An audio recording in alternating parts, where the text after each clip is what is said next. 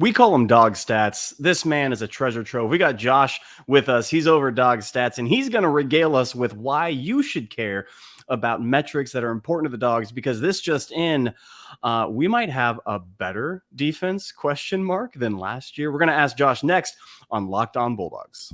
You are Locked On Bulldogs, your daily podcast on the Georgia Bulldogs, part of the Locked On Podcast Network, your team every day.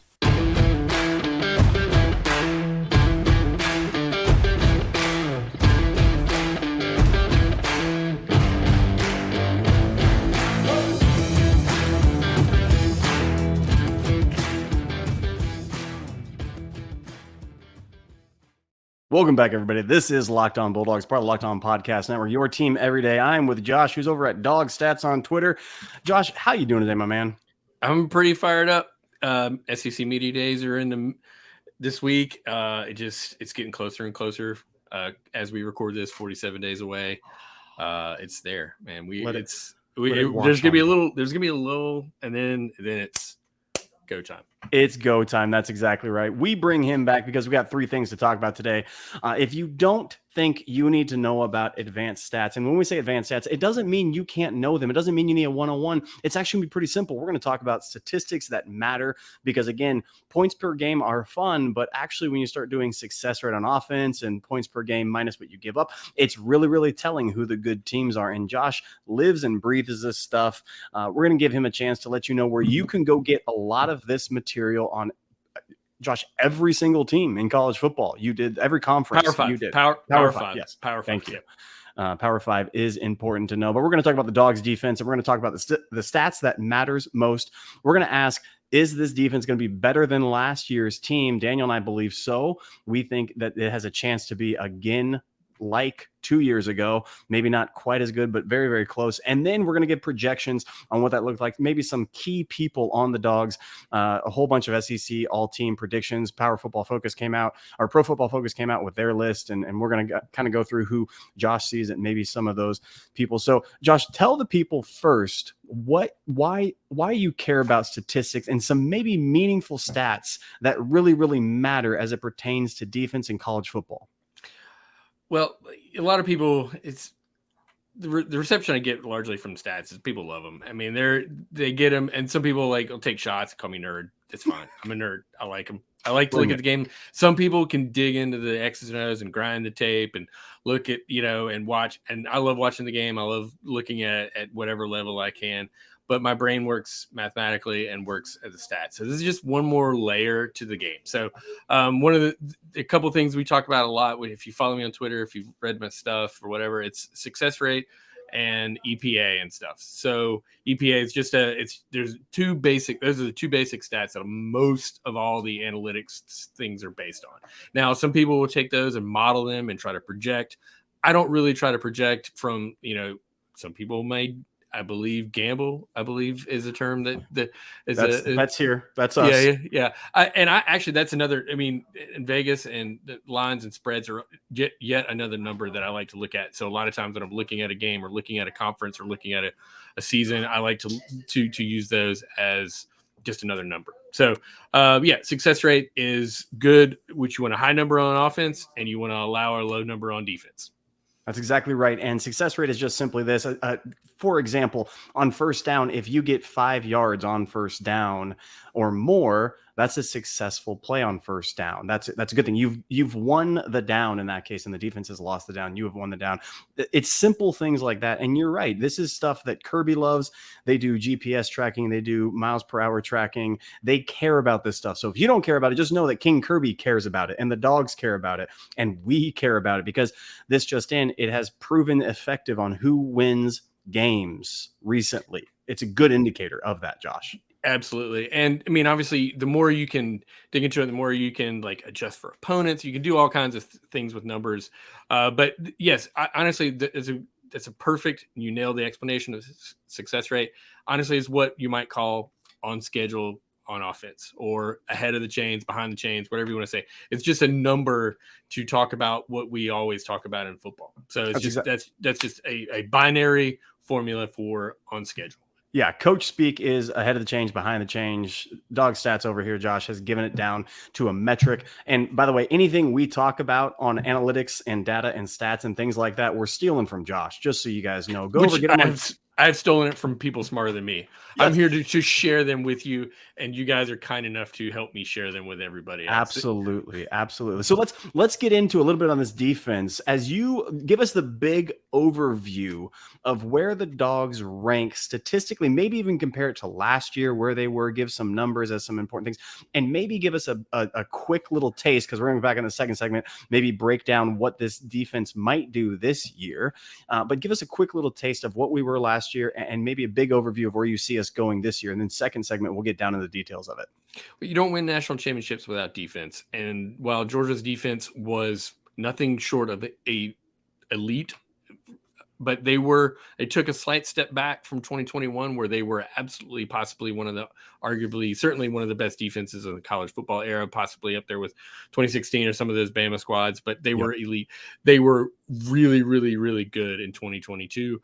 And one of the, before we, success rates are great, which they were 35 or 37% in 2022 and 35% in 2021.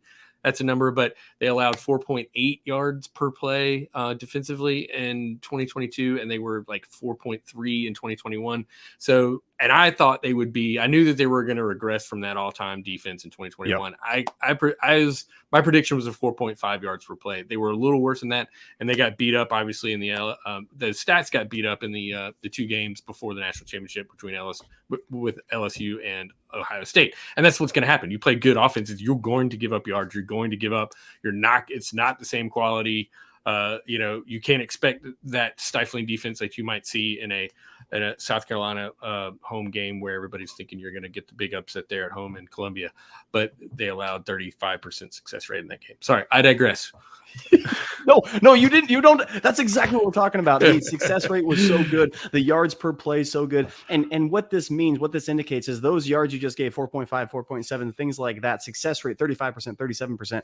Those are indications of a national championship level defenses. And if you look back at the history, again, maybe it's a good observational tool. Teams don't win the national championship without statistics like this. It just doesn't happen. Alabama's there. Maybe there's some outliers here and there, but it is a great indication. So don't digress. You nailed it on that, Josh. And let me just say that, everyone just saw what the, 2 quarterbacks, CJ Stroud, Caleb Williams, and how elite those offenses were. The difference between those 2 teams was the defense. Everyone was, Marvin Harrison Jr., Ikanuba, all those guys were great. But what they didn't, their Ohio State's defense was good. They were sub 40% success rate allowed. And that's the difference between winning your conference. Pardon me, Ohio State. You did not win your conference. You didn't. But you made the playoff. Yes. But, and we all saw what happened in the conference championship game with USC. So that's just, it's you need to look at both sides of the ball in Georgia. And everyone does look at both sides of the ball with Georgia. But, Ohio State's defense was really, really good last year. Yeah. Yet more testament to how good the UGA offense was last year. That's exactly right. We're going to come back after this, and I'm going to ask Josh exactly what makes this year's defense stand out, or maybe some indications that would do this. But first, this. Josh hinted, and we are gamblers because we like FanDuel. FanDuel.com/lockedon is a place you need to go. It's the official sports book of Locked On Podcast. It's the official sports book of Georgia Football Podcast and Locked On Bulldogs here. We love FanDuel. It is safe. It is reliable. It is quick. It is convenient. And right now, all of our listeners can go to FanDuel.com/lockedon and get up to $200 in bonus bets. That's $200 in bonus bets right to you. And trust me, you're going to want to do this. Take these stats that Josh is going to give us and understand how this can help you succeed. Success rates are important. And if you get a team that is bad on offense and a team that's really good on defense, it's going to be a close game. It's going to be a tight game. They're going to keep down. We got point totals. We got team win totals. We got line spreads. All of this goes into it. Daniel and I, my co-host, we are absolutely all in on this. We are digesting this stuff because we have a huge bet coming up that we're going to preview all of this. And right now, go over to FanDuel.com/lockedon, and you're going to get safe, reliable. Payouts are quick. Payouts are easy. The official sports book. We love it. You should love it too. FanDuel.com/lockedon for up to $200 in bonus bets for the first-time listener. Terms and conditions apply. All right, Josh, let's get into it. When we talk about this defense coming up, you intimated a little bit that, again, the historic defense 2 years ago, last year took a little regression, not much, a little bit step back. There were sometimes, again, those 2 games that were absolute slobber knockers back and forth, and then the suffocating defense returned against TCU. But let's talk about this defense. As you look at this year's group, what makes this defense potentially better? Do you see any gains? Do you see anything the numbers suggest to you that we're going to keep ascending in suffocating defense for Kirby Smart and the Bulldogs? Well, I think on top of what the unit does as a group, success rate, EPA, explosives, all that, what they do as a group, you can look at individually. And I mean, I look at and use PFF. It's subjective. They've got people grading what's good, what's bad, what's elite, what's not. Georgia has 4 guys on the defensive front and 3 guys in the defensive backfield that had 100+ snaps and had a PFF grade of 70+, which is 70+ is sort of the like elite, not elite, I'm sorry, Power 5 starting very good, and then above 80 PFF grade is elite. And we had 7 total guys on defense with experience and a high quality subjective grade PFF. JDJ, the names: Stackhouse, Michael Williams, Brinson, Tyke Smith, who is a guy who's a veteran in the backfield, defensive backfield, who is often forgotten. He came over a couple years ago, was banged up his first year. He was limited, but he still, you don't think of Tyke Smith as one of the key contributors. He had 250 snaps last year and a PFF grade of 71, 4 pressures and a pass breakup. So, and that guy has been around ball a lot. I expect him might be sort of like not Christopher Smith level production, but he could be that guy that's just there, hitting guys, making plays, breaking up balls, picking up fumbles, all those things. And then you got Javon Bullard, who is one of the stars, up and coming stars defensively for Georgia in the SEC. Yes, those names, keep those 2 names. We're going to go to the other names really quick, but those 2 names, Bullard, I anticipate being a first-round draft selection. I'm bullish on him. I don't care. Come at me, people. This guy balls out. He is a special, and we use hybrid. We used to use that before when we couldn't put a position on a player, and Javon Bullard is the ability to come down into the box, hit you, smash mouth football, but also cover back in the secondary, and absolutely is going to be integral. And yeah, Tyke Smith, let's not forget, he is healthy. For all accounts, we haven't heard a whisper of injury from him. When he came over, he was battling a very deep secondary. He is an All-American before at West Virginia, coming into this now, being coached in Kirby Smart's secondary and having a PFF grade of that 71. Layman's terms, it's you can take this guy, put him on another team, and likely he starts for whatever team you put him on. Let's just simplify it down as that. 80 is your All-American. And Georgia has a number of guys on defense that it doesn't matter where they go, not just SEC, nationally, they're starting on these other teams. We have a number of Michael Williams. We anticipate blowing up this year, guys. I am on the hype train. Get ready. David Pollock type season coming for Michael Williams. We just couldn't be higher on him, as well as Bullard, as well as Tyke Smith. And they got Malachi Starks, who's in the backfield as well. And he's one of those guys that rates out that way. So when you're talking rating, that again is just, I've done it over a longer period of time. And we return all those guys from last year's defense. You got Stackhouse, like you mentioned, which I again anticipate big things from here. And gosh, Dumas Johnson, watch out. Again, talk about first round draft grade coming in. Watch out, NFL Combine. Yeah, I'm looking at my little page here, and the secondary has bringing back 3,000 snaps on defense and 3,700 in the front 7. And that, I mean, that's just, you mentioned Malachi Starks. I mean, he had just a 840 snaps, 67 PFF grade, 52 tackles. I mean, it's a freshman. As a freshman. Yeah, I mean, he was just, And so, and then, hey, down here, don't forget old Dan Jackson, who was banged up. He got 100 snaps, and he graded out at an 80 in those 100 snaps. So I didn't count him in my little highlighted schedule thing. But, don't forget Dan Jackson. And, talk about a heart and soul of a defense. I mean, he's probably part of that for sure.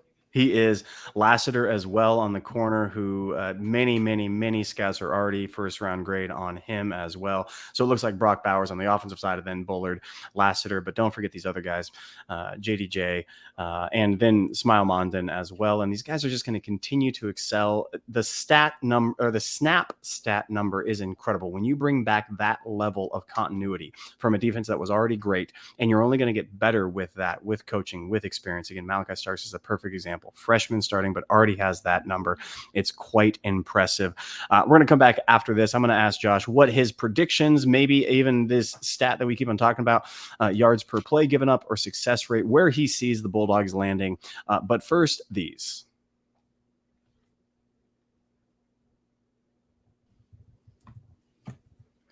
Josh, we're back. We're back with the 199. If you're not part of the 199, congratulations. The loyal third segment listeners are part of the 199. You're here with us. Get over to bonfire.com/store/the 199 and get this shirt. Here comes the Death March, which is another way of saying when Kirby gets the lead, he has a success rate on rushing the ball that just squeezes that game down, takes that time off the clock. And it's just a 14-play drive with running off tackle the whole way through, success rate of 5-6 yards per carry. Put it in these terms like that. Josh, when you look at projections for this coming year, what do you anticipate for the Bulldogs? You said last year you were a little off. They took a little bit of step back on the yards per play. What do you anticipate this group doing with that? And are there other key projection stats that should indicate that we're going to have a stellar defense? Well, we mentioned, that they yardage wise, they gave some back, 4.8, 4.9, somewhere in there, depending on where you round. But their defensive success rate was still mid 30s, which is elite. That's top 4, top 3, right there. So they held on that success. And that means that 7 out of 10 plays on whether you're throwing the ball or passing the ball are unsuccessful. You're not getting the yards you need to stay on schedule. And that's demoralizing for an offense. I expect that to stay under the 4. I mean, if they regress to 39%, which is still really, really good, which is borderline college football playoff, I would be shocked. So I still think they're going to be in that 35, 36% success rate, but I expect their explosiveness allowed to go down. I don't expect to see as many big plays. And I think the explosiveness really is about when you give up those successful plays, how successful are they? Are they big chunk plays, or are they, you gain 6 yards, when 6 yards on 1st and 10, and that's not a backbreaking play. So you avoid those. That's what the explosiveness is. And Georgia was elite there. I'm not going to throw the numbers out there, but you can look, I think you're going to allow me to talk about my preview guide. You'll see it's all color coded right there. They're in the deep blue, that's deep blue, not SEC. That's deep blue, all FBS. So they were deep blue, good. And when they gave up successful plays, they were not damaging. That just goes to show. You can see all the scoring numbers that Georgia's allowed, and like something like 10 rushing TDs in the last 2 years. So I expect them to pick up right where they left off. Possibly, I expect them to be better statistically. I don't know if you can't be better than Georgia last year. We won all the games. So I don't really care if they gave up 4.8 or 4.5. I don't care. We win the games. You play to win the games. Yes. So I expect them to be,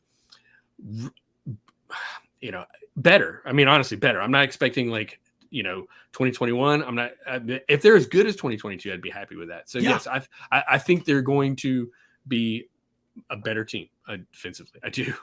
Statistically and scoring wise, all about it. So here, let me try to help the listeners with this. If you have a success rate that the Georgia defense did last year and it continues, that means 2 out of 3 possessions are ending in a punt. That means you're behind the chains.